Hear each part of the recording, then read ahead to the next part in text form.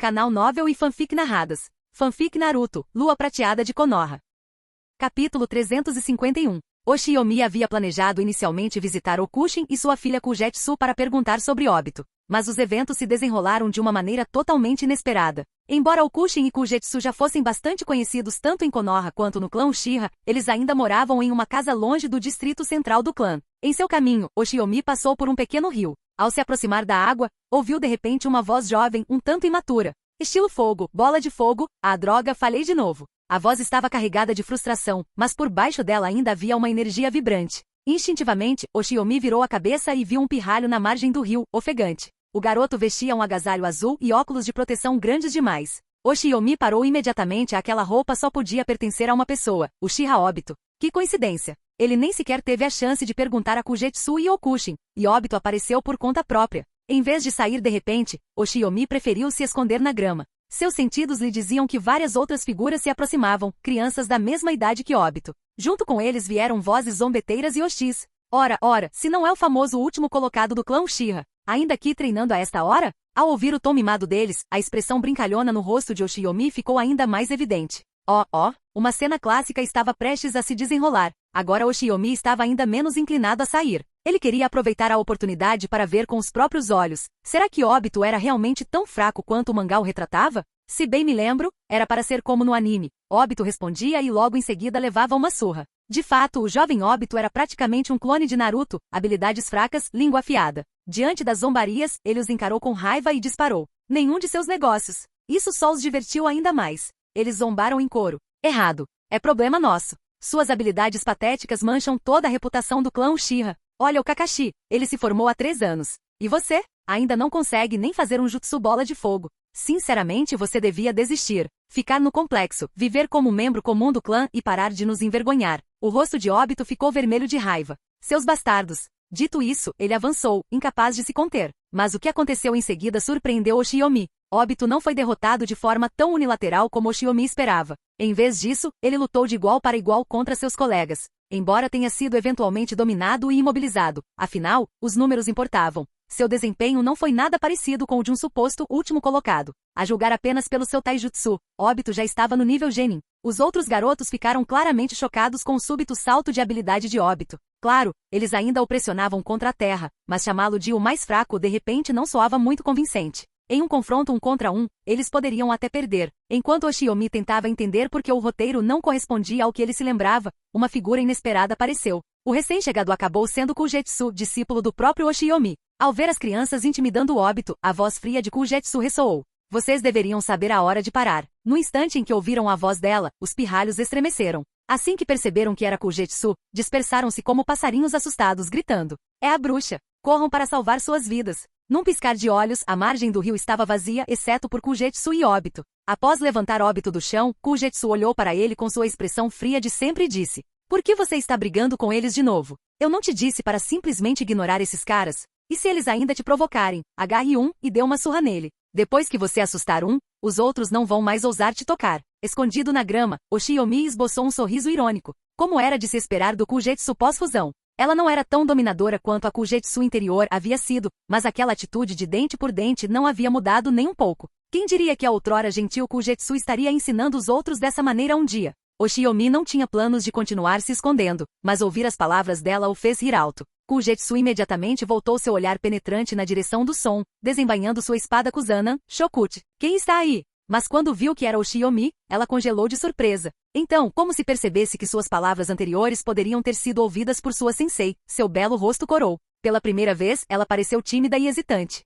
Sensei, o que você está fazendo aqui? De lado, Obito quase arregalou os olhos, boquiaberto. Esfregando-os em descrença, ele gaguejou. Você só pode estar brincando. A rainha do gelo Kujetsu Senpai realmente fazendo essa cara? Ouvir ele dizer uma coisa tão embaraçosa bem na frente de sua sensei só fez Kujetsu corar ainda mais. Ela deu um tapa na nuca de Obito. Quantas vezes eu já te disse para não me chamar assim? Oshiyomi, achando graça da conversa deles, deu uma risadinha discreta. Eu estava planejando visitar você e seu pai. Passando por aqui, ouvi um barulho e resolvi dar uma olhada. Então, quem é esse garoto? E o que é isso de bruxa? O rubor de Kujetsu aumentou ainda mais com o tom provocador dele. Ela respondeu, um pouco envergonhada. Depois que voltei do campo de batalha, algumas pessoas ainda pensavam que eu era o mesmo de antes, que meu posto de Jonin era apenas graças à sua influência. Então, eu dei um exemplo a eles. E aí as pessoas começaram a me chamar assim. Visivelmente envergonhada demais para insistir no assunto, ela rapidamente mudou de tema. O nome desse garoto é Obito. Ele também é do clã Uchiha, mas como você pode ver, ele é diferente dos outros.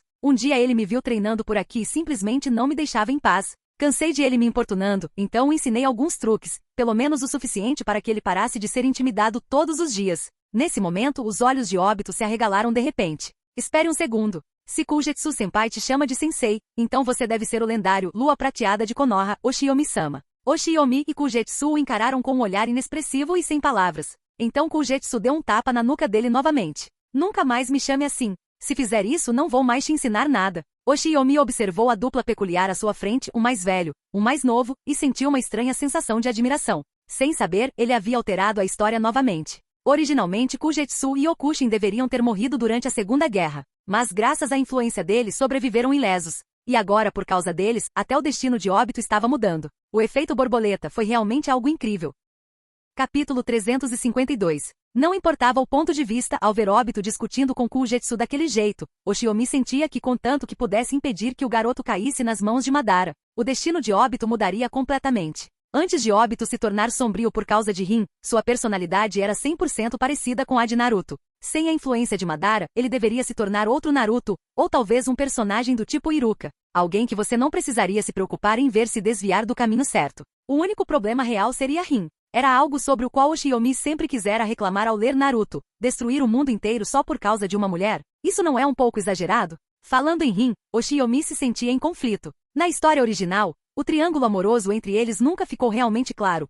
Antes de sua morte, Rin gostava mais de Kakashi ou de Obito. No fim das contas, a melhor maneira de lidar com isso provavelmente seria começar com Kakashi. Agora que Sakumo ainda estava vivo, Kakashi não estaria tão fechado. Se Oshiomi pudesse perguntar diretamente a ele como ele realmente se sentia em relação a Rin, isso resolveria as coisas. Se Kakashi tivesse sentimentos, então Oshiomi poderia persuadir Obito a não jogar a floresta inteira fora por causa de uma única árvore. Se Kakashi não fez isso, por que não incentivar Rin e Obito a ficarem juntos? Afinal, na história original, os sentimentos deles eram tão intensos, se o Oshiomi pudesse ajudá-los a realmente ficarem juntos, seria uma grande conquista. De qualquer forma, os sentimentos de Rin por Kakashi naquela idade não podiam ser realmente chamados de amor, no máximo, uma admiração juvenil. Uma vez que tudo estivesse claro, com Obito insistindo em conquistá-la, as chances de tudo dar certo eram altas. Enquanto Oshiomi refletia sobre tudo isso, ele também conseguiu construir uma boa relação com Obito, aquele tagarela. Oshiomi não sentia nenhuma aversão real por ele. Aos olhos dele, a única coisa verdadeiramente imperdoável que Obito havia feito na história original, assim como Nagato, era matar seu sensei. Mas ambos haviam caído sob a manipulação gradual de Madara quando se corromperam, então Oshiomi não os culpava completamente. Após passarem algum tempo juntos, Obito mostrou-se suficientemente diplomático para não ultrapassar os limites. Ele não implorou a Oshiomi ou Kujetsu que lhe ensinassem mais, mas em vez disso, correu alegremente para casa para jantar. Isso fez com que Oshiomi gostasse ainda mais dele. Um garoto otimista, perspicaz e que sabia qual era o seu lugar. Era difícil não gostar dele. Assim que Obito saiu, Oshiomi se virou para Kujetsu e perguntou: "Dá para perceber que você gosta bastante do Obito. Quando ele se formar, que tal aceitá-lo como seu aluno oficial?" A expressão de Kujetsu vacilou, claramente tentada, mas no fim ela balançou a cabeça negativamente. Melhor não. Depois daquele encontro outro dia, pensei bem sobre isso. Percebi que o motivo de eu ter me candidatado a instrutor Jonin foi principalmente porque Minato e Kushina me arrastaram para isso. Honestamente, minha personalidade não combina muito com a de um sensei. Além disso, meu próprio treinamento se concentra principalmente em esgrima, e Obito não tem muito talento para isso. Então acho que seria melhor deixá-lo em paz. Lembro que Minato ainda não escolheu nenhum aluno além de Kakashi. Eu estava até pensando em recomendar Obito para ele. Quanto a mim, não vou continuar no caminho de instrutor Jonin. Ao ouvir isso, Oshiomi não tinha certeza se era a convergência das linhas do tempo em ação, ou se Kujetsu realmente estava falando sério. Então ele perguntou por reflexo: "Então, quais são seus planos? Se não for lecionar, pretende se juntar a Anbu ou entrar diretamente para a política?" Kujetsu hesitou por um instante antes de balançar a cabeça negativamente mais uma vez. "Para ser sincera, não tenho certeza. Ainda não tenho uma visão clara do meu futuro. Talvez eu tente as duas coisas que você mencionou. Trilhar caminhos diferentes e ver qual deles realmente combina comigo. Quem sabe, talvez eu encontre o que realmente amo ao longo do caminho." Oshiomi concordou com a cabeça. Afinal, a maioria das pessoas era assim. Nem todos eram como Minato ou Yaiko, nascidos com grandes ideais e determinados a dedicar a vida inteira a eles. Para a maioria das pessoas, ter objetivos de curto prazo e uma noção vaga do futuro era normal. Aliás, o próprio Oshiyomi não havia sido assim também? Antes de sua força atingir o nível atual, o objetivo final de Oshiyomi era simplesmente sobreviver bem neste mundo perigoso. Ele conversou com Kujetsu por mais um bom tempo, chegando até a treinar um pouco de esgrima com ela. Só depois disso Oshiyomi empunhou a espada Kusanagi e deixou o complexo Uchiha. Seu próximo destino era a casa dos Ataki. Assim como havia previsto, ele queria resolver o problema do triângulo amoroso que estava se formando com antecedência. A terceira grande guerra ninja poderia eclodir a qualquer momento, e uma vez iniciada, talvez não houvesse tempo para lidar com tais questões. Quem sabe se ainda haveria um incidente da Ponte Kanabi mais tarde. Então Oshiyomi decidiu que o melhor seria resolver a confusão agora e evitar problemas antes mesmo que eles surgissem. Quando Oshiyomi chegou à residência dos Ataki, Sakumo, que ainda servia como capitão da Anbu, ainda não havia retornado do trabalho. O próprio Oshiyomi era muito bom em se manter distante nessas questões. Sua relação com Sakumo não precisava de explicações, então não havia necessidade de formalidades. Depois de cumprimentar a esposa de Sakumo, Mayu, Oshiyomi sentou-se para esperar que Sakumo chegasse em casa. Graças a Oshiyomi, que havia cruzado para este mundo, e aos cuidados atenciosos de Tsunade, Mayu deu à luz Kakashi sem complicações e permanece com boa saúde até hoje. Isso também significava que Kakashi, em vez de se tornar a criança retraída da linha do tempo original, cresceu com uma família completa e uma infância saudável. Devido aos laços de Oshiyomi com Sakumo e a família de Kushina, Mayu desenvolveu, ao longo dos anos, relações próximas com Tsunade, Kushina e as esposas de outros clãs importantes de Konoha. Elas eram essencialmente a primeira geração do círculo de esposas de Konoha. Quando Tsunade finalmente se aposentasse, se algo como uma federação das mulheres de Konoha fosse estabelecido, essas mulheres certamente seriam todas membros anciãs centrais. Após anos de conversas e convívio social com aquelas senhoras, a própria Mayu havia mudado muito. Ela ainda tinha ares de esposa e mãe virtuosa e gentil, mas sua fala e postura não eram mais as da jovem ousada que outrora perseguira Sakumo com tanta coragem. Após Oshiyomi passar algum tempo conversando com Mayu, Sakumo finalmente voltou para casa junto com Kakashi. Vale ressaltar que Kakashi era bem diferente do jovem sombrio e amargurado da história original. Com ambos os pais vivos e bem, ele estava visivelmente mais alegre. No mínimo, ele não andava por aí usando uma máscara todos os dias, tentando bancar o descolado e misterioso. Quando viu Oshiyomi, ele até se curvou educadamente e o cumprimentou com um tio Oshiyomi. Aquele tio Oshiyomi deu a Oshiyomi uma estranha e pequena sensação de satisfação, e seu sorriso tinha um leve ar de presunção, típico de um velho sinistro. Trocando um olhar com Sakumo, Oshiyomi transmitiu silenciosamente a essência de suas intenções. Sakumo entendeu, mandou Kakashi treinar e então perguntou diretamente. Muito bem, me diga. Por que você veio aqui de repente por causa do Kakashi? Quando Oshiyomi explicou brevemente sobre Obito, Rin e Kakashi, a expressão de Sakumo ficou peculiar. Capítulo 353. Sakumo olhou para seu velho amigo com uma expressão que só podia ser interpretada como: Você está brincando comigo? Ele perguntou, exasperado. Eu já ouvi o Kakashi mencionar isso antes, mas por que você está dando tanta atenção a esse problema? Pelo que me lembro, a Rin e aquele garoto Uchiha, o Obito, não tem muita coisa a ver com você. Ao ver a expressão de tem algo estranho em você de Sakumo, Oshiyomi percebeu como soava. Um homem na casa dos 30 chegando para dizer, ei, seu filho pode estar envolvido em um triângulo amoroso precoce. É sim, isso soou um pouco absurdo. Mas ele não podia simplesmente dizer, bem, Obito enlouquece quando não consegue ficar com a Rin e decide destruir o mundo inteiro. Então, em vez disso, ele assumiu ares de especialista em desenvolvimento infantil e disse seriamente, você não entende. São exatamente essas questões emocionais da infância que precisam de mais atenção. As crianças ainda não compreendem totalmente conceitos como o amor, e às vezes pequenas coisas estranhas podem deixar marcas profundas em seus corações. Pense em Uchiha Iva, de quando éramos crianças. Ele não era o exemplo perfeito do que acontece quando as coisas dão errado?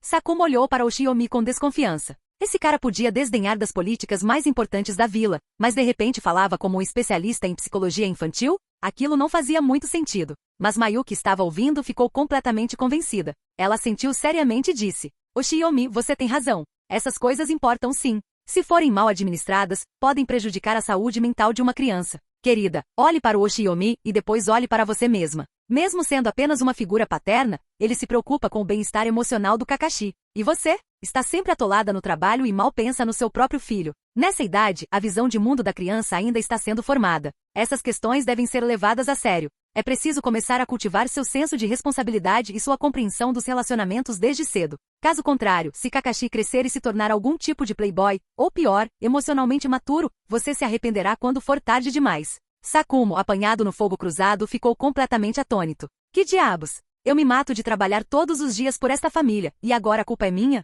Você não deveria estar gritando com a Oshiyomi em vez de comigo? Além disso, como é possível comparar o filho dele com aquele idiota do Uchiha Iva? Mas é claro, não importa o que aconteça, a esposa sempre tem razão. Com a interrupção de Mayu, Sakuma até se esqueceu do que lhe parecerá estranho antes. Ele assentiu rapidamente para ela e disse: tenho prestado atenção ao nosso filho. Oshiomi tem razão, eu já sei sobre Rin e Obito. Kakashi os mencionou. Mas honestamente, acho que é apenas uma amizade normal. Perguntei diretamente a ele, ele não tem esses sentimentos. No momento ele só se importa em treinar muito e se tornar um ninja como eu. Diferente de outra pessoa que conheço, que já se declarava minha pretendente aos 7 ou 8 anos, mas só se casou aos 35. É claro que Oshiomi não ia deixar essa provocação passar batida. Ele respondeu sem hesitar. E no entanto, o cara que se casou aos 35 anos acabou se saindo melhor do que um certo tal de grande ninja. Talvez seu filho devesse considerar trocar de ídolo, não acha? Os dois homens continuaram trocando farpas, mas Oshiomi finalmente se sentiu mais tranquilo. Já que Kakashi não nutria sentimentos por Rin, Oshiomi agora podia prosseguir com seu plano de juntar Rin com Obito sem hesitar. TSC, TSC. Se o Obito da história original soubesse que neste mundo, existia alguém como eu trabalhando incansavelmente para ajudá-lo, ele provavelmente teria se tornado bom na hora, de pura felicidade.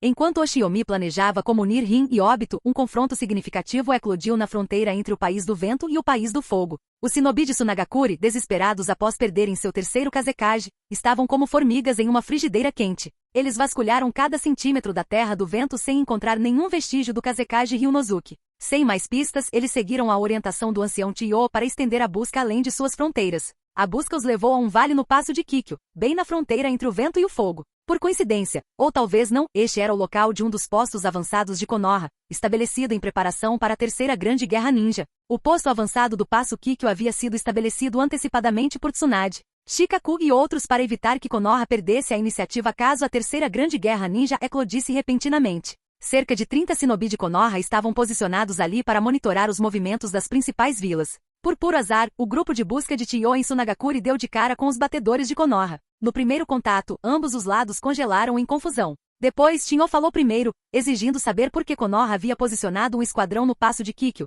Konoha estaria tramando algo? Ela até suspeitou que os shinobi de Konoha tivessem sequestrado o terceiro Kazekage, Ryunosuke. Os shinobi de Konoha, por outro lado, afirmaram que o Passo de Kikyo era, na verdade, parte do território do País do Fogo. Era perfeitamente razoável que Konoha estacionasse tropas ali. De acordo com o tratado assinado ao final da Segunda Grande Guerra Ninja, os shinobi de Tsunagakure estavam proibidos de entrar no País do Fogo sem permissão. Ao cruzar a fronteira, o esquadrão de Chiyo estava essencialmente violando o tratado. Não estava claro se Chiyo estava genuinamente desconfiada ou simplesmente usando as mortes de seu filho e nora como desculpa para culpar Konoha. O que estava claro era que nenhum dos lados conseguia convencer o outro e, portanto, o conflito eclodiu. Nesse confronto de pequena escala, o esquadrão de 30 homens de Konoha tinha poucos lutadores de verdade. Contra Chiyo, uma shinobi de nível Kage, apoiada por seus 10 fantoches de Shikamatsu, eles não tinham a menor chance. Dos 30 shinobi de Konoha, 25 foram mortos instantaneamente. Apenas 3 conseguiram escapar e levar notícias de volta para Konoha. Quando Tsunade soube da notícia, sua fúria explodiu. Tsunagakure havia perdido seu Kazekage, e em vez de se manterem discretos, ousavam provocar Konoha? E depois da morte de 25 shinobi inocentes de Konoha, como tal rancor poderia ficar sem resposta? Com um gesto de mão, Tsunade ordenou que Jiraiya mobilizasse mais de 300 shinobi nas proximidades. Naquela mesma noite, eles varreram as forças de Tsunagakure ao redor do Passo de Kikyo, aniquilando-as e fazendo um grande número de prisioneiros. Apenas Chiyo e alguns de seus subordinados conseguiram escapar, mas as consequências dessa repentina e inexplicável batalha do Passo de Kikyo não terminaram com a derrota de Tsunagakure. Do outro lado, os shinobi de Komogakure, que acabavam de desembarcar no continente, ouviram a notícia. Vendo tal oportunidade, é claro que Komogakure não ficaria de braços cruzados. No terceiro dia após a batalha, Komogakure lançou um ataque noturno a um pequeno acampamento de Tsunagakure, declarando sua entrada formal no conflito. Assim, devido a um único confronto inexplicável, a Terceira Grande Guerra Ninja, que até então estava apenas se gestando, entrou repentinamente em sua primeira fase caótica. As forças de Tsunagakure, Komogakure e Konoha se envolveram em um combate corpo a corpo prolongado e confuso ao redor do Passo de Kikyo. Conforme a luta se prolongava, as posições dos 3 lados começaram a se confundir. Observando de longe, tanto Iwagakure quanto Kirigakure também começaram a ficar inquietas. Era evidente que a guerra estava se expandindo a um ritmo assustador. Capítulo 354. Inverno de Konoha, ano 41. A Batalha do Passo de Kikyo irrompe. Konoha esmaga o shinobi de Tsunagakure, capturando mais de 100 deles. História Geral de Konoha, 4ª edição. Da perspectiva das gerações posteriores, a Batalha do Passo de Kikyo pode ser considerada o início crucial da Terceira Grande Guerra Ninja, ou pelo menos seu principal gatilho. Mas na primavera do ano 42 para o povo de Konoha, aquela guerra não era realmente uma guerra. Sim, foi chamado de uma confusão caótica, mas na realidade não teve muito a ver com Konoha. Depois que Jiraiya liderou seus homens para espancar Chiyo, Tsunagakuri basicamente parou de provocar Konoha, porque estavam ocupados demais arrancando os cabelos lidando com a agressividade de Komogakuri. Quanto ao shinobi de Komogakuri, eles certamente cobiçavam os recursos de Konoha. Mas nem mesmo uma vila tão poderosa quanto Kuma acreditava que poderia lutar com confiança estando presa entre Konoha e Suna. Assim, em relação a Konoha, a política deles era mais de impasse. Ambos os lados se encaravam através do passo Kikyo todos os dias, mas um mês inteiro podia se passar sem que sequer uma única batalha acontecesse. Foi somente no ano 43 de Konoha que a guerra começou a assumir um tom mais pesado. E o motivo era simples: Tsunagakuri estava à beira do colapso. Ao longo de um ano, onda após onda de shinobi de Komogakuri invadiram a Terra do Vento. Quando o ano 43 chegou, seu número havia aumentado para quase 10.000. Essa força varreu diversas cidades da Terra do Vento com velocidade avassaladora, avançando diretamente em direção a Tsunagakuri. As forças de Tsunagakuri, que estavam procurando o terceiro Kazekage do lado de fora, foram completamente pegas de surpresa e só puderam fugir de volta para a vila em desgraça. Desde o início, Tsunagakuri perdeu a iniciativa contra a invasão de Komo. Komogakuri já possuía uma força geral esmagadora em comparação com Suna. Naquela época, Suna estava sem líder e com a moral baixa, e além disso, a maioria dos shinobi de Komogakuri era treinada tanto em ninjutsu quanto em taijutsu, o que os tornava destemidos contra usuários de marionetes. Com essa tripla vantagem, o exército de Komo atacou Tsunagakuri como uma faca quente na manteiga. Antes mesmo que Chiyo e Ebis pudessem organizar uma linha defensiva, cavando trincheiras e montando acampamentos nos arredores da vila, as forças de Komo já haviam avançado até as portas de Tsunagakuri. Em meio a esse caos terrível, para se libertar do estado sem líder, Tsunagakuri convocou às pressas uma eleição para o quarto Kazekage. Nessa eleição, Hasa foi escolhido com sucesso para o cargo. Com Hasa juntamente com Bunpuku e o poder do Shukaku de uma cauda, Tsunagakuri finalmente conseguiu frear o ataque de Komogakuri. Mas e daí? Isso era tudo que eles podiam fazer. Embora Hasa tivesse assumido o pesado manto do quarto Kazekage, seu poder pessoal estava apenas no nível de um semikage. Sua habilidade somada de Shukaku poderia suprimir o avanço de Komo, mas apenas porque o terceiro Raikage ainda não havia feito nenhum movimento. Embora a expansão de Komo tenha sido contida, suas forças já haviam cercado Tsunagakuri, cortando sua única rota de saída, assim como Oshiyomi havia feito anteriormente. Se as coisas continuassem assim, Suna acabaria por ruir por dentro sem que Komo precisasse mover um dedo. É claro que Hasa não podia aceitar tal desfecho, mas dada a força interna de Tsunagakuri, ele não tinha como resistir. A única opção que lhe restava era buscar ajuda. Primeiro, ele enviou pedidos de ajuda a Iwagakuri. Mas Noki abriu bem a boca, exigindo um preço tão alto que parecia que ia engolir metade de Tsunagakuri de uma só vez. Enfurecido, Hasa o amaldiçoou ali mesmo. Com Iwa fora de questão, e sem poder recorrer a Kirigakuri, restava apenas uma opção: Konoha, a mesma vila contra a qual haviam lutado não muito tempo atrás. Para Tsunagakuri implorar por ajuda a Konoha. Isso era algo ainda mais insuportável para Chiyo do que a própria morte. Mas naquele momento Suna não tinha outra escolha. Por mais furiosa que estivesse, Chiyo só podia engolir o choro. Uma carta de apelo, escrita no tom mais humilde possível, foi entregue na mesa de Tsunade. Nela, Tsunagakuri declarou que se Konoha estivesse disposta a ajudá-los a superar essa crise, então Suna se dispôs a formar uma aliança permanente com Konoha. Eles juraram nunca mais voltar a olhar para Konoha e até prometeram vender o ouro extraído em sua vila para Konoha a preços irrisórios ano após ano. Enquanto Tsunade hesitava, Noki, que observava tudo de longe, já havia previsto tal movimento. Vendo os acontecimentos se desenrolarem exatamente como havia previsto, o velho finalmente mostrou as presas. O astuto sujeito saltou para fora e, tal como da última vez, divulgou um manifesto público acusando Tsunagakuri e Konoha de conspirarem para perturbar o equilíbrio do mundo shinobi. Com justiça, declarou que, como guardião da paz, jamais permitiria que tal coisa acontecesse. Então, ele lançou uma ofensiva massiva e desta vez contra as nações vassalas de Konoha, a Terra da Grama e a Terra dos Campos. O exército de Iwagakuri marchou diretamente em direção a Konoha. Diante da provocação de Noki, a liderança de Konoha sabia perfeitamente que era uma armadilha, mas mesmo assim optou por entrar na luta. Afinal, estavam confiantes não só de que não seriam ameaçados por essa guerra, como também de que poderiam obter grandes benefícios dela. Nesse momento, com exceção de Kirigakuri, as 4 grandes vilas já haviam entrado em cena. A guerra, que antes era apenas uma escaramuça desordenada entre Konoha, Suna e Kumo, agora havia entrado em sua segunda fase. A Aliança Relâmpago Terra contra a Aliança Vento Fogo. A essa altura, a guerra finalmente começava a parecer uma guerra de verdade. Após deliberação, Tsunade emitiu ordens militares formais. Cerca de 3.000 shinobi deveriam se reunir e se mobilizar, com Jiraiya designado como comandante da linha de frente para estabelecer um acampamento ao longo das fronteiras do País do Fogo. Embora Konoha tivesse se aliado a Tsunagakuri, isso não significava que agiriam como protetores leais de Suna. Longe disso. O papel de Konoha era mais o de assédio constante. Seu verdadeiro objetivo era enfraquecer tanto Suna quanto Kumo sem deixar que nenhum dos lados entrasse em colapso completo. Eles precisavam que Suna fosse derrotada, mas não destruída, para que a areia permanecesse obediente e não alimentasse ambições desmedidas quando a guerra chegasse à sua fase final. Enquanto isso, o foco principal de Konoha estava em Iwagakure. Comparadas às de Kumo, as intenções de Iwa eram muito mais perigosas. As batalhas entre Konoha e Iwa tornaram-se muito mais frequentes. Enquanto os confrontos com Kumo ainda eram em sua maioria de pequena escala, com Iwa ocorriam escaramuças a cada 3 dias e batalhas em grande escala a cada 5. Ainda assim, nenhum dos lados havia lutado com todas as suas forças.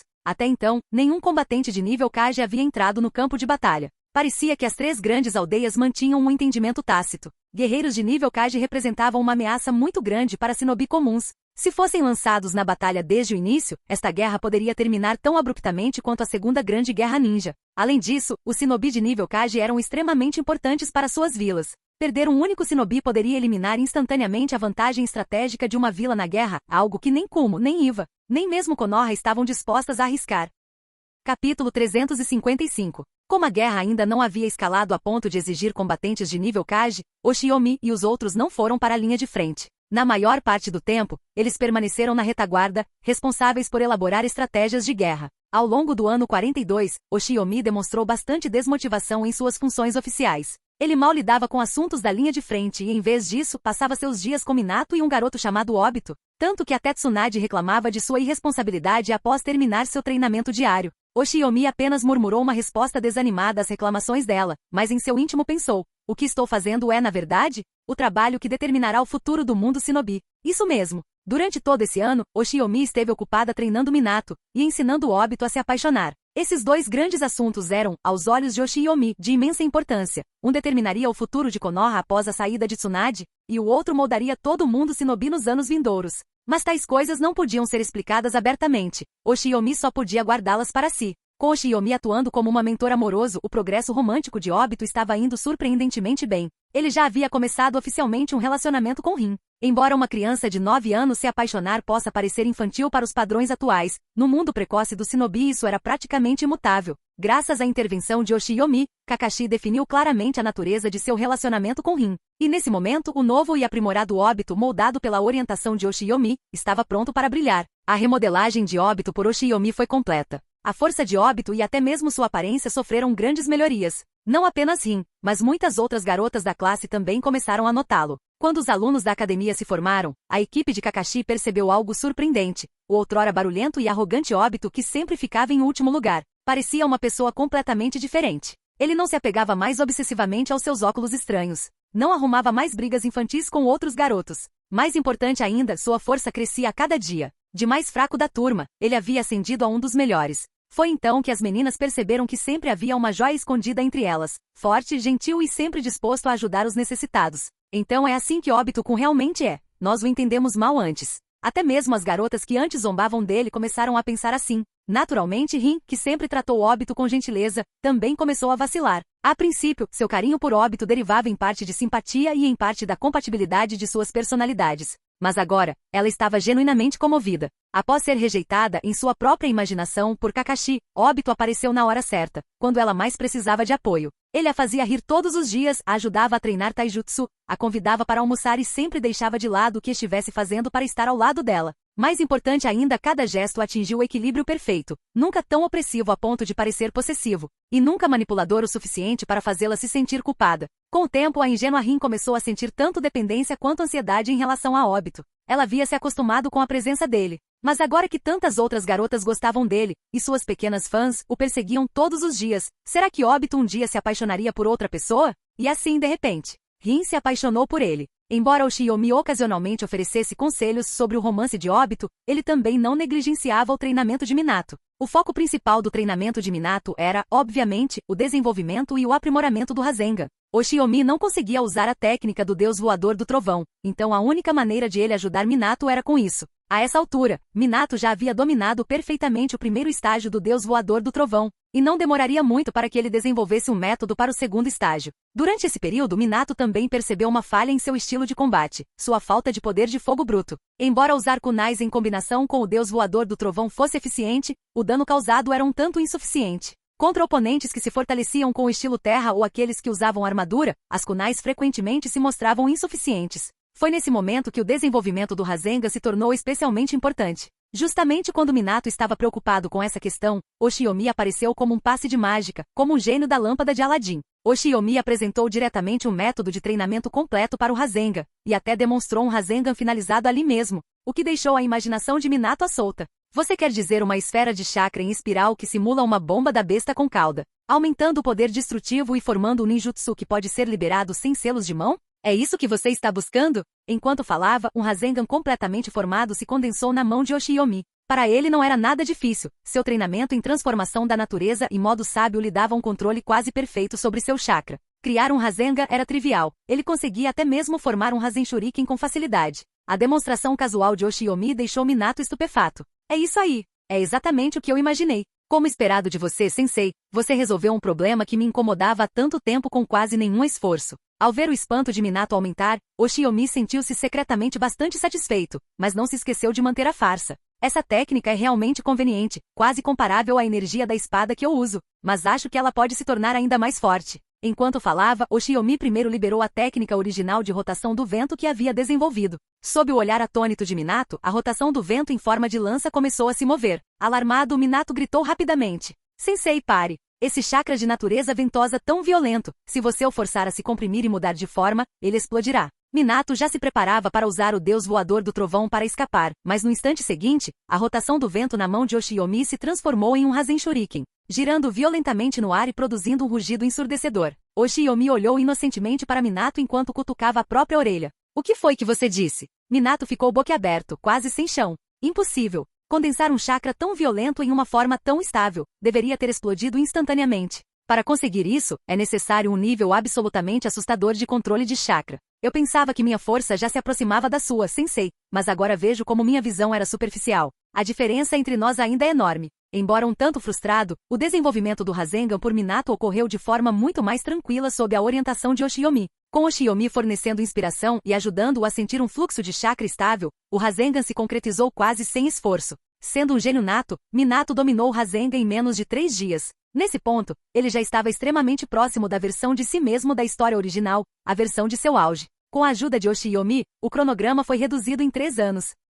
Capítulo 356. Não subestime esses 3 anos, afinal, Minato tinha apenas 19 anos na época, ainda em um período de crescimento explosivo de poder. Alcançar o nível de Semikage 3 anos antes do previsto significava que ele agora tinha muito mais tempo para almejar voos ainda mais altos. Em outras palavras, ao final da Terceira Guerra Ninja, a força de Minato certamente ultrapassaria a que possuía na linha do tempo original. E agora, graças à orientação de Oshiomi, Minato já havia compreendido os rudimentos do Rasen Shuriken. Com essa técnica, sua fraqueza anterior, a falta de ataques de área de efeito em larga escala, havia desaparecido. Seu futuro agora claramente tinha o potencial de ir além do nível Kage. Vendo que suas 2 maiores preocupações haviam sido resolvidas, Oshiomi finalmente soltou um suspiro de alívio. Com esses problemas solucionados, ele poderia concentrar-se totalmente na guerra. Justo quando estava prestes a consultar Tsunade para obter atualizações, chegaram informações urgentes da linha de frente. O terceiro Raikage estava farto de batalhas de desgaste sem sentido. Ansioso para esmagar Sunagakure de uma vez por todas, ele havia entrado pessoalmente no campo de batalha 3 dias antes,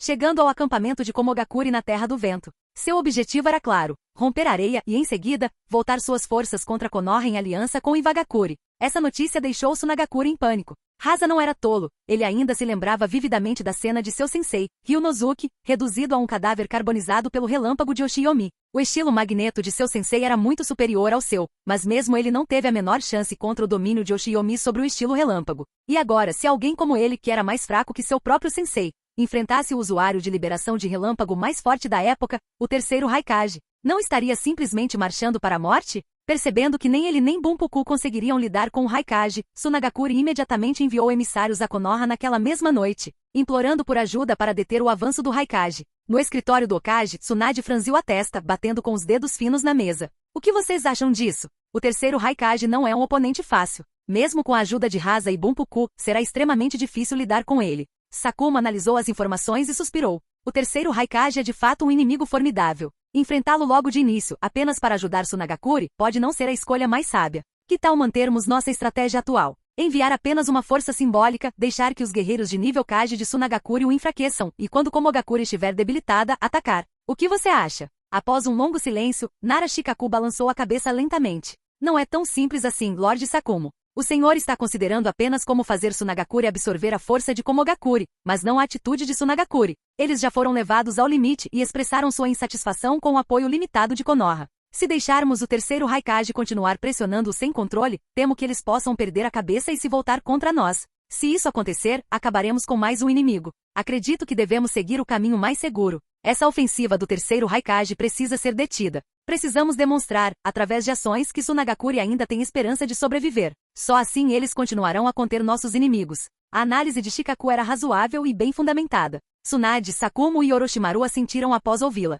Mas isso apenas os levou de volta ao mesmo problema. Tsunade esfregou a têmpora com certa frustração. É verdade, mas a questão é, quem enviaremos contra o terceiro Raikage? Ele é conhecido como a lança mais forte, incomparável em taijutsu em todo o mundo shinobi. Orochimaru e Sakumo talvez não sejam as melhores opções. Jiraiya está ocupado na frente de Iwagakure. Orochimaru, talvez você e Sakumo devessem ir juntos? Com vocês dois, mais Bunpuku e Rasa certamente seria o suficiente para lidar com ele. Sakumo hesitou diante disso. Mas se nós dois formos, o interior de Konoha não ficará muito exposto? Além disso, tem uma rixa de sangue com a Chiyo de Tsunagakure. No momento em que aquela velha me vir, ela pode simplesmente perder a cabeça de vez. Tsunade originalmente queria dizer que com ela e o velho por perto, nada de grave deveria acontecer. Na pior das hipóteses, eles poderiam trocar Sakumo por Jiraiya, permitindo que Orochimaru e Jiraiya formassem uma equipe. Mas antes que ela pudesse terminar, Oshiomi, que havia permanecido em silêncio o tempo todo, de repente se pronunciou. Não precisa complicar as coisas. Deixe o terceiro Raikage comigo. Tenho certeza de que posso lidar com ele. Oshiomi achou que seu momento era perfeito, que aquela seria uma ótima oportunidade para se exibir. Mas, para sua surpresa, assim que falou, todos os outros se viraram para ele com expressões de espanto. Oshiomi, quando você chegou aqui? Oshiomi ficou completamente estupefato. Ei, estou aqui desde o início da reunião, sentado aqui do lado, ouvindo tudo. Não me digam que ninguém me notou? Em vez de se sentirem envergonhadas, Tsunade e as outras responderam com ar de superioridade moral. E você ainda tem a audácia de dizer isso? Você sequer sabe quantas reuniões faltou neste último ano? Se você não tivesse se manifestado agora, teríamos esquecido que esta vila sequer tem alguém do seu nível. Oshiomi coçou o pescoço desajeitadamente ao ouvir isso. Mas após a conversa fiada, os olhos de todos brilharam. Por mais imprevisível que Oshiomi tivesse parecido no passado, ele não estava errado. Entre eles, ele era realmente o mais capaz de derrotar o terceiro Raikage. A energia de sua espada multielementar não seria contida pela liberação de relâmpago do Raikage, seu taijutsu era de primeira classe e com seu ninjutsu espaço-temporal, a velocidade avassaladora do Raikage também não representava uma ameaça. Mais importante ainda, Oshiomi não revelava todo o seu poder há anos. Na verdade, nem mesmo Tsunade e os outros tinham uma ideia clara de sua verdadeira força. Eles ainda se lembravam daquela breve demonstração de seu modo sábio, se até mesmo o modo sábio incompleto de Jiraiya conseguia superar Orochimaru temporariamente. Então o modo sábio único e perfeito de Oshiomi, aclamado por Fukazaku como sem precedentes, devia estar em um nível completamente diferente. O pensamento deixou até Tsunade curiosa. Quanto à possibilidade de Oshiomi perder para o terceiro Raikage? Essa ideia nem sequer passou pela sua cabeça. Todos os presentes já haviam aceitado silenciosamente. A força de Oshiomi era definitivamente superior à do terceiro Raikage. E de fato essa era a verdade. A essa altura, a esgrima de Oshiomi havia atingido o nível de mestre espadachim, 495 de 500. Nesse nível, ele era praticamente invencível abaixo do nível de um Super Kage. E com o modo sábio, mesmo que não conseguisse derrotar um Super Kage de forma direta, ele poderia pelo menos lutar até um empate e recuar ileso. Na verdade, o motivo pelo qual Oshiomi se ofereceu para enfrentar o terceiro Raikage foi justamente esse. Ele estava ansioso para aprimorar sua esgrima ao nível de grão-mestre, e o terceiro Raikage era o pacote de experiência final, perfeito que ele precisava para alcançar o nível de Super Kage.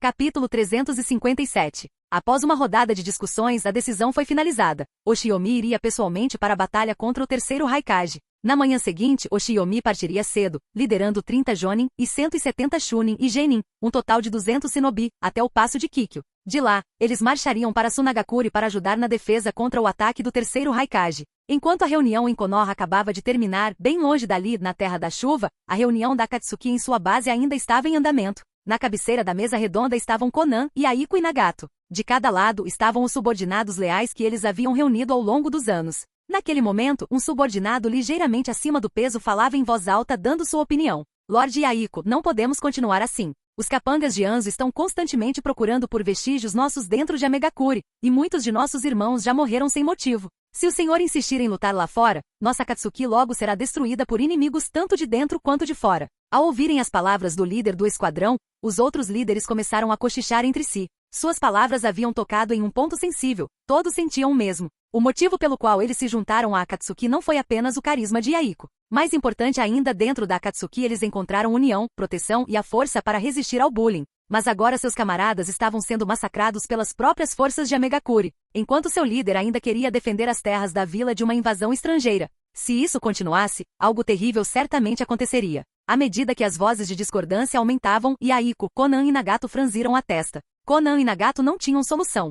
Seus olhares naturalmente se voltaram para Yaiko. Yaiko olhou em volta para todos, cerrando os punhos enquanto as lembranças dos últimos 6 anos passavam por sua mente. Desde que Jiraiya deixara a Megakure, os 3 fundaram a Akatsuki juntos. Após 6 ou 7 anos de crescimento e luta, a Akatsuki tornou-se forte o suficiente para se opor ao domínio de Anzo. Tal desenvolvimento acelerado naturalmente alarmou o exausto Anzo. Sem mais sonhar em dominar o mundo ninja, Anzo só queria retornar à Megakure e morrer mantendo o título de líder. Mas a ascensão da Akatsuki despertou sua cautela. Ele pressentiu o perigo. Se a Akatsuki continuasse a crescer sem controle, sua posição poderia não permanecer segura por muito tempo. Então Anzo decidiu atacar primeiro, lançando uma grande onda de expurgos da Akatsuki dentro da vila. Normalmente a Akatsuki, que já era um movimento com grande impulso e amplo apoio popular, não teria temido a repressão de Anzo. Mas agora, em meio à terceira grande guerra ninja, como poderiam ficar de braços cruzados enquanto inimigos estrangeiros devastavam a Megakure? O próprio motivo da fundação da Akatsuki era proteger sua terra natal. Recordando seu sonho original, os olhos de Yaiko se endureceram com determinação.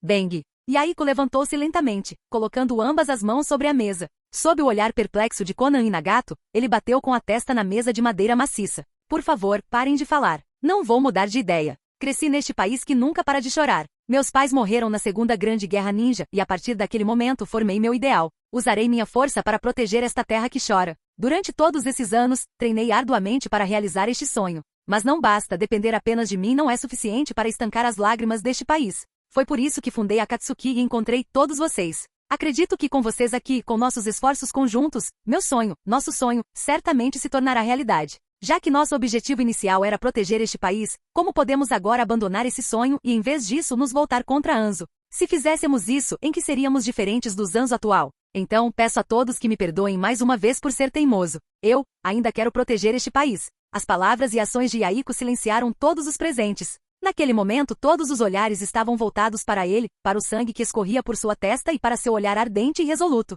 De alguma forma, uma força indescritível brotou no coração de todos, uma força nascida da confiança e da admiração. Com um líder assim, que queixas poderiam ter? Konan e Nagato olharam para Yaiko ao lado delas, com os olhos transbordando de admiração. De fato, Yaiko era digno de ser o mais velho dos 3, resolvendo num instante o dilema que elas mesmas não conseguiam solucionar. Com Yaiko aqui, certamente a terra da chuva um dia deixará de chorar. Quase todos os presentes naquele momento chegaram à mesma conclusão. Yaiko era, sem dúvida, o salvador deste país. Apenas uma pessoa exibia a mesma expressão de admiração que as outras, mas por dentro debochava. Era o líder do esquadrão disfarçado de Tobi, ou melhor, Tobi habitando o corpo de Danzo. Yari, que situação. Não sei se ter um líder assim é sorte ou azar, mas líder é líder, não é? Até um tolo deve ser obedecido. Com um tom brincalhão, Tobi foi o primeiro a levantar a mão em apoio. Seguindo seu exemplo, mais e mais líderes de esquadrão se levantaram, jurando lealdade e prometendo seguir Yaiko até a morte. Enquanto os outros gritavam vivas, Tobi sentou-se em silêncio. Misturando-se à multidão, ele olhou para Yaiko, com os olhos cheios de arrependimento e desprezo.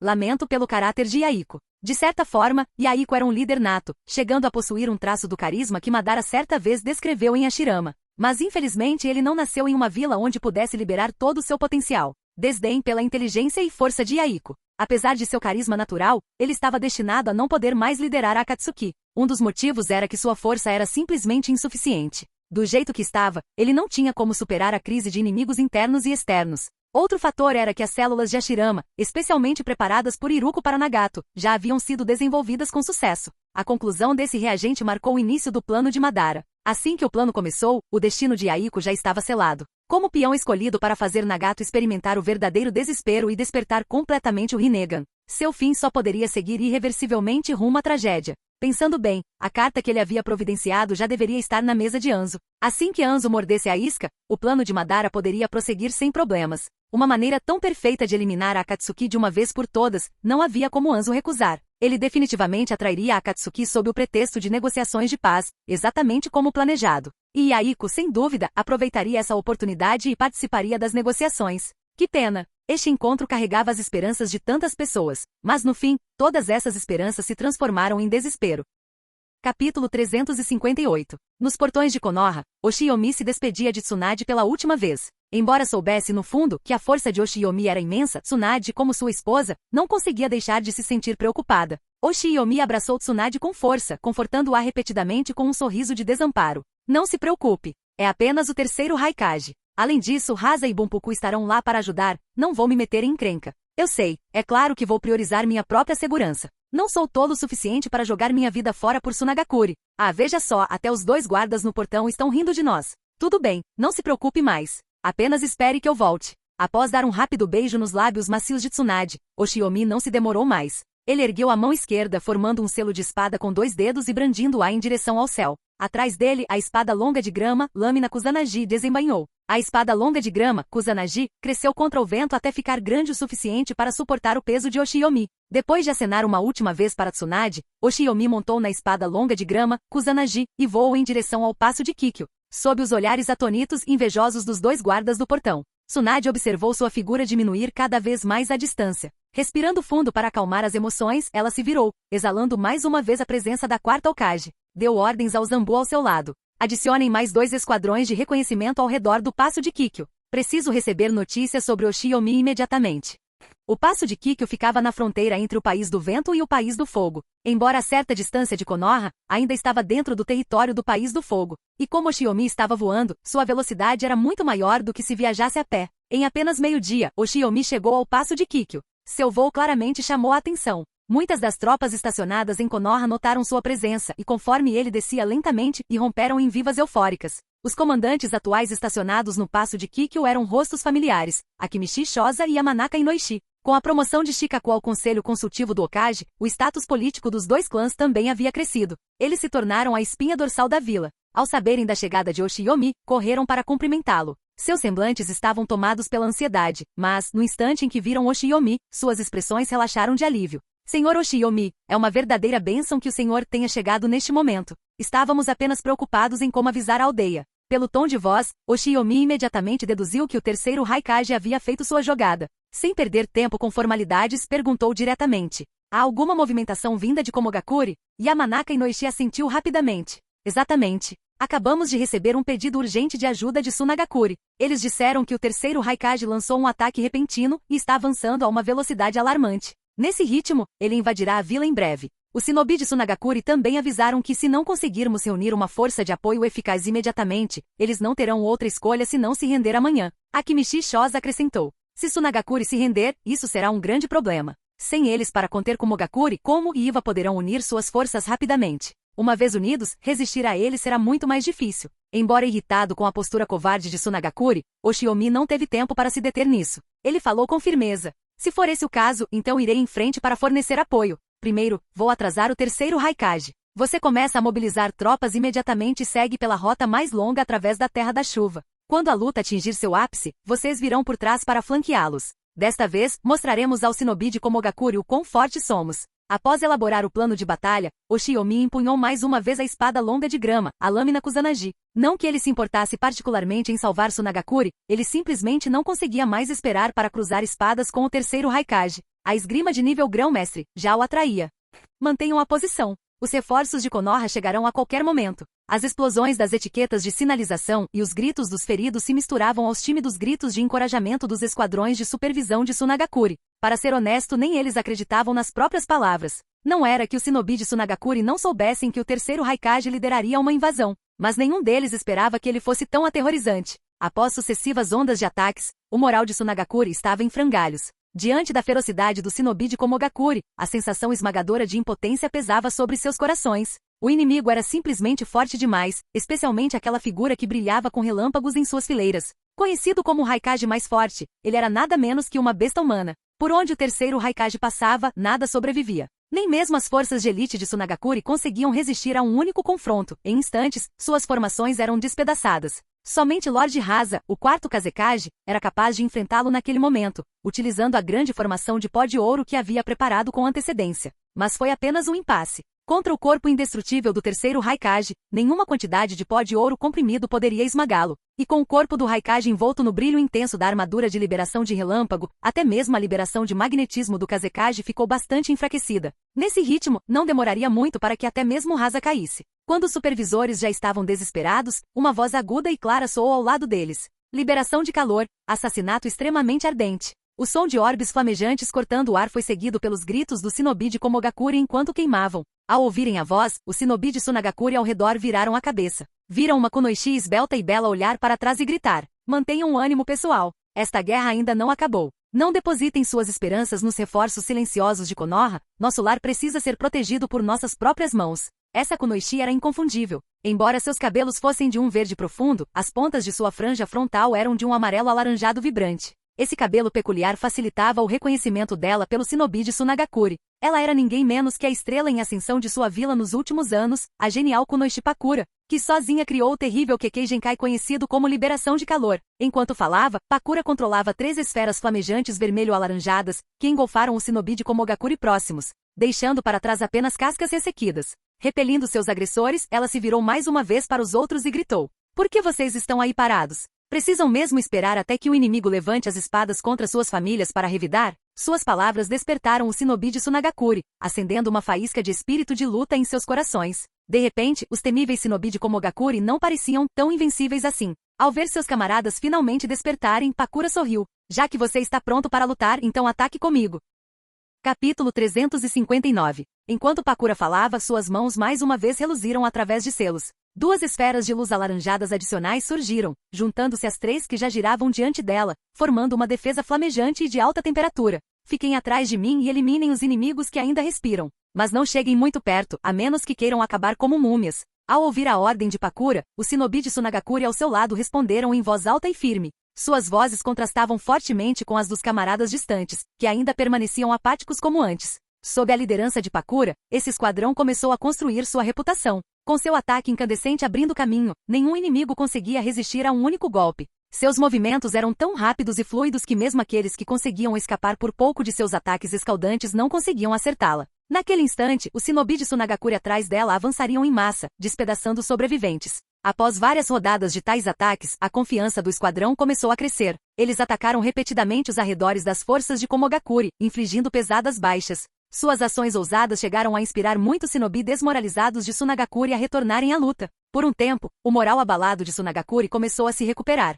Em outra parte do campo de batalha, o terceiro Raikage estava em combate com Rasa e Bunpuku, mas o já idoso Bunpuku e Rasa, que mal havia alcançado o nível de Kage, estavam longe de ser páreo para ele. Na melhor das hipóteses, eles só conseguiam contê-lo um pouco e impedi-lo de causar destruição desenfreada. Bum! O punho do terceiro Raikage estilhaçou uma enorme parede de areia conjurada em conjunto por Rasa e Bunpuku. Enquanto a parede desmoronava, ele zombou com desdém. Seus covardes de Sunagakure. De cima a baixo, todos vocês são sem vergonha. Nem mesmo seu suposto Kazekage e o seu Jinchuriki ousam me enfrentar de frente. Não é à toa que seus subordinados só sabem se acovardar e apanhar. Rasa apenas respondeu com uma risada fria. Poupe suas palavras inúteis. Vou lhe dizer uma coisa, você nunca fará mal a um único fio de cabelo do povo de Sunagakure, a menos que nos desgaste primeiro. Quando o terceiro Raikage estava prestes a continuar suas provocações, ouviu os rugidos repentinamente intensificados do shinobi de Suna à distância. Desplicentemente desviou com um soco uma lança de poeira dourada formada por Rasa e se virou para olhar, distinguindo vagamente 5 esferas alaranjadas girando no ar. Esferas de luz laranja.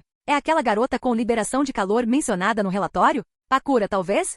Que Kekkei Genkai interessante. Ei, Kazekage, dê uma olhada naquela garota. Ela tem muito mais coragem do que você. Sinceramente, você deveria se afastar e deixar ela tomar o seu lugar. Pelo menos assim, eu finalmente teria uma luta que valesse a pena. Rasa franziu profundamente a testa. Se as palavras anteriores do Raikage podiam ser ignoradas como meras provocações, estas o atingiram em cheio no coração. Todos sabiam o quanto Rasa havia se esforçado para conquistar o título de Kazekage. Mas desde que assumiu o cargo, a oposição só aumentou. Muitos o culpavam pela situação atual de Sunagakure. Afinal, foi por insistência dele que perseguiram Hinozuki, deixando suas defesas vulneráveis e permitindo que a invasão de Komogakure fosse bem-sucedida. E por volta da mesma época, a até então desconhecida Pakura ascendeu repentinamente à proeminência. Seu devastador ataque de calor havia mudado o rumo da batalha diversas vezes no último ano, garantindo-lhe o título de heroína de Sunagakure. Chegaram a circular rumores de que Pakura seria um Kazekage melhor do que Rasa. Tais sussurros corroíam amargamente seu orgulho. Impulsionado por essa frustração, Rasa perdeu a compostura em sua luta. Quase como se quisesse refutar as palavras do Raikage, ele bateu as mãos uma na outra e gritou: lançamento magnético, funeral imperial em pó de ouro. O pó dourado que ele usava para conter o Raikage subitamente se contraiu e, em seguida, expandiu-se violentamente, tentando aprisioná-lo. As pupilas de Bunpuku se contraíram em alarme enquanto ele gritava: Rasa, seu tolo! Pare! Não se deixe provocar pelas palavras dele. O objetivo dele é enganá-lo para que você atraia seu pó de ouro. Mas o aviso de Bunpuku chegou tarde demais. Antes que Rasa pudesse perceber que havia caído na armadilha, o terceiro Raikage já havia disparado em velocidade máxima, destruindo a parede de areia de Bunpuku e avançando diretamente em direção a Pakura. Apenas suas últimas palavras permaneceram no ar. Jovens serão sempre jovens. Basta algumas palavras e você perde a compostura. Nesse ritmo, você ainda está longe de ser um verdadeiro Kage. Bunpuku queria interceptá-lo, mas a idade já havia pesado muito em seu corpo. Como ele poderia igualar a velocidade do Raikage? Tudo o que ele pôde fazer foi suspirar profundamente e dizer ao Rasa, de semblante sombrio: o arrependimento é inútil agora.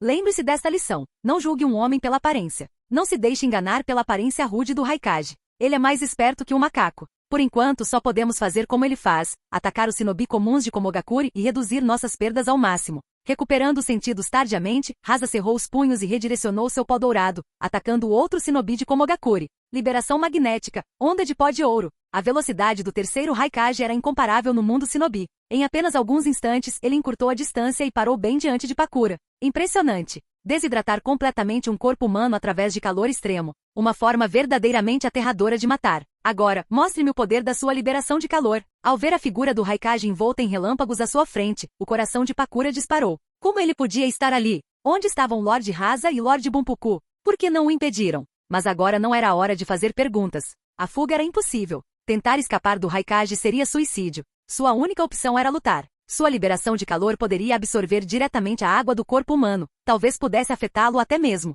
Droga, vou arriscar tudo. Se eu conseguir romper sua armadura de liberação de relâmpago e acertar meu assassinato extremamente fumegante em sua carne, só uma vez, talvez eu consiga virar o jogo. Resolvida, Pakura gritou. Já que você quer testar, então eu concederei seu desejo. Com um movimento amplo dos braços, ela fundiu suas 5 esferas em uma única e gigantesca esfera de luz. Erguendo-a bem alto com ambas as mãos, ela a arremessou contra o Raikage com toda a sua força. Mas o terceiro Raikage não se esquivou. Ele enfrentou a esfera flamejante de frente, golpeando-a com o punho em seu assassino extremamente fumegante. Os olhos de Pakura brilharam com esperança. Ele não está evitando o assunto. Então talvez eu realmente tenha uma chance. Mas no instante seguinte sua confiança se desfez em descrença. O punho do Raikage rasgou sua esfera flamejante, abrindo um buraco nela. Ele na verdade a havia socado através do assassinato extremamente fumegante. Será que um ser humano seria realmente capaz de realizar algo assim? Naquele instante sua voz ecoou pelo campo de batalha. Você quase conseguiu atravessar minha armadura de liberação de relâmpago. Nada mal. Essa habilidade é realmente notável. Mas é uma pena, você ainda é muito jovem. Se tivesse alcançado o nível de um Kage, poderia ter sido mais forte que o próprio Kazekage. Infelizmente para você, você nunca terá essa chance. Capítulo 360. Enquanto falava, o terceiro Raikage já havia erguido o outro punho, mirando diretamente no peito de Pakura. Sem dúvida, se o golpe a atingisse, seu corpo seria transpassado por completo. Não havia como se esquivar, nenhuma chance de usar uma substituição ou golpe corporal. A velocidade do terceiro Raikage era simplesmente muito alta. Isso já estava no limite da capacidade humana. Ao redor deles, os shinobi de Suna fecharam os olhos um após o outro, incapazes de ver seu herói encontrar uma morte tão brutal. A própria Pakura já havia se resignado ao seu destino quando, de repente, um assobio agudo rasgou o ar. Inicialmente, o terceiro Raikage pretendia absorver o impacto do misterioso projétil que voava em sua direção, mas quanto mais perto chegava, mais perigoso parecia. Talvez nem mesmo sua armadura de liberação de relâmpago resistisse. Confiando em seus instintos, ele recuou um passo. E naquele instante, ele viu claramente o que era o objeto: energia da espada. SHHH. A energia da espada atingiu o chão entre ele e Pakura, abrindo um profundo abismo. Ao ver o corte que se abriu, a expressão do Raikage tornou-se mais sombria. Aquela energia da espada, não havia como confundi-la. Só podia pertencer a um homem, aquele que chamavam de Lua Prateada de Konoha, Gekko Shiomi. Enquanto esse pensamento lhe passava pela cabeça, uma voz zombeteira ecoou de cima. Então, esse suposto Raikage mais forte da história só sabe intimidar jovens shinobi de Suna? Parece que as gerações passadas de Raikage não eram lá essas coisas. As palavras foram amplificadas com chakra, reverberando pelo campo de batalha. As gerações passadas de Raikage não são lá essas coisas. O eco fez o rosto de cada shinobi de Komogakure se contorcer de raiva. Quem ousou ser tão atrevido a insultar toda a linhagem de Raikage? Enquanto todos olhavam para cima, Oshiomi desceu lentamente parando sobre a espada longa de grama, a lâmina Kusanagi. Uma entrada como aquela era inédita, jamais vista. Tanto os shinobi de Kumo quanto os de Suna ficaram paralisados em descrença. Como um homem poderia ficar de pé sobre uma espada e voar? Pakura, que escapara por pouco da morte, observou a figura se aproximar com uma tempestade de emoções. Ela estava viva, salva pelos reforços de Konoha que ela pensava que nunca chegariam a tempo. Mas agora, diante da aterrissagem tranquila de Oshiomi, faltaram-lhe as palavras. Sob o olhar de todos, Oshiomi pousou com firmeza. Com um movimento rápido da mão que empunhava a espada longa de grama, lâmina Kusanagi se embainhou. Só então ele ergueu a cabeça, exibindo um sorriso deslumbrante. Então, você não concorda com o que eu acabei de dizer? Atrás dele, Pakura hesitou por um instante, depois perguntou, um tanto sem jeito.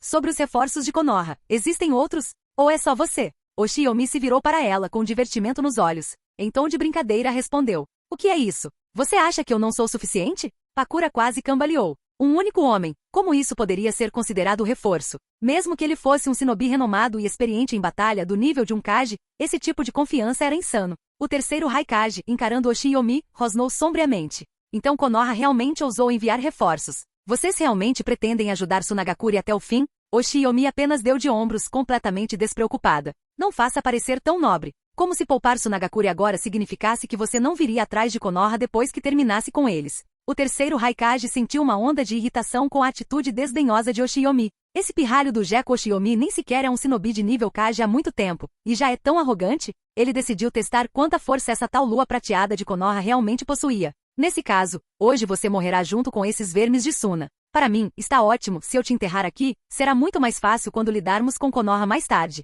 Enquanto falava, o terceiro Raikage desferiu um soco com tanta força que a velocidade foi tamanha que rasgou o ar com estrondos sonicos. Os shinobi mais fracos de Suna sequer conseguiram acompanhar o movimento do seu soco. Oshiomi ergueu uma sobrancelha. Essa velocidade é assustadora, já comparável ao sexto portão do Might Guy na história original. E isso é apenas um ataque de teste. Se ele usasse todo o seu poder, poderia até rivalizar com o Might Guy do sétimo portão. Mas mesmo tal velocidade não representava uma ameaça real para Oshiomi. Afinal, ele já havia treinado com Minato inúmeras vezes. Se ele conseguia lidar com as tentativas instantâneas de assassinato espaço-temporal de Minato, evitar um soco como esse era trivial. Enquanto o punho gigantesco avançava em sua direção, Oshiomi mudou o passo com um chumpo, deslizando para trás e para o lado, esquivando-se com precisão do golpe extremamente rápido. No mesmo instante, ele sacou a Mikazuki Moneshika da cintura, desferindo um golpe direto no braço do Raikage. Ao ver Oshiomi esquivar-se de seu soco com tanta facilidade, o Raikage ficou momentaneamente surpreso, mas se recuperou instantaneamente. Em vez de bloquear com força bruta, ele moveu o outro cotovelo lateralmente para golpear o corpo da espada.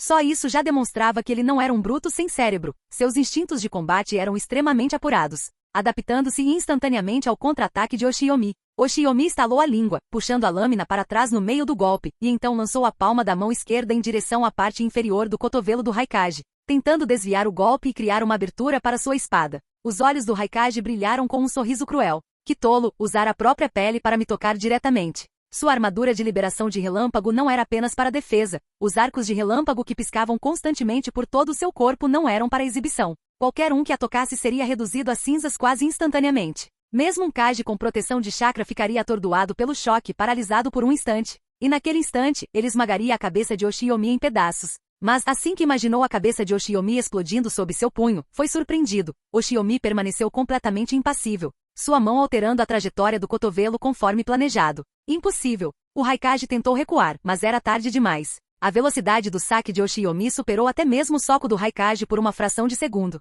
Embora o Raikage recuasse desesperadamente para aumentar a distância, a lâmina de Mikazuki Moneshika ainda cortava suas costelas. Obrigado por assistir, se gostou deixa o like e inscreva-se. Quanto mais apoio mais vídeos. E se possível apoie o canal doando no Pix do canal, na descrição do vídeo ou qualquer valor ajuda. Assim o canal pode trazer novels e fanfics de autores pagos e novos vídeos são postados com mais frequência. Muito obrigado a todos, curtam o canal.